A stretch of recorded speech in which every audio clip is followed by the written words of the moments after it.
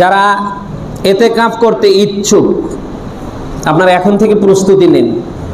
এতেকাফ করলে লাভ হবে কি, আপনি লাইলাতুল কদরের যে মর্যাদা এটা পাবেন। এজন্য বিশ্বনবী সাল্লাল্লাহু আলাইহি সাল্লাম তিনি প্রতিনিয়ত রমাদানের শেষ দশকে এতেকাফ করেছে। এজন্য আমাদের যাদের অ্যাবিলিটি আছে, আমরা যারা থাকতে পারবো, যাদের ছেলে সন্তান বড় আছে, আমরা 10টা দিন কি আল্লাহর জন্য এতেকাফে কাটাতে চাই না ভাই? হ্যাঁ, আগাম প্রস্তুতি করবেন। আমি সামনে জুমায় যদি আসি এ বিষয় নিয়ে কথা বলবো ইনশাল্লাহ।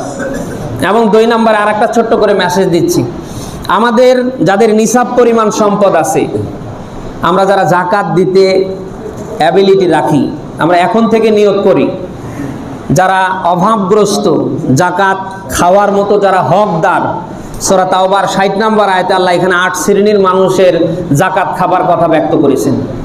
এই 8 শ্রেণীর মানুষের ভেতরে যারা জাকাত খাওয়ার হকদার, যাদের উপরে জাকাত ফরজ হয়েছে, আপনারা নিয়ত করেন এই রমাদানে অধিক লাভের আশায়, যেহেতু 1 টাকা দান করলে 70 টাকা দানের সওয়াব পাওয়া যায়, তো যাদের জাকাত দেবার অ্যাবিলিটি আল্লাহ দিয়েছে, আমরা যেন এই রমাদানে কিছু টাকা জাকাত হিসাবে অসহায় মানুষদের দিতে পারি। পারবো তো ইনশাল্লাহ?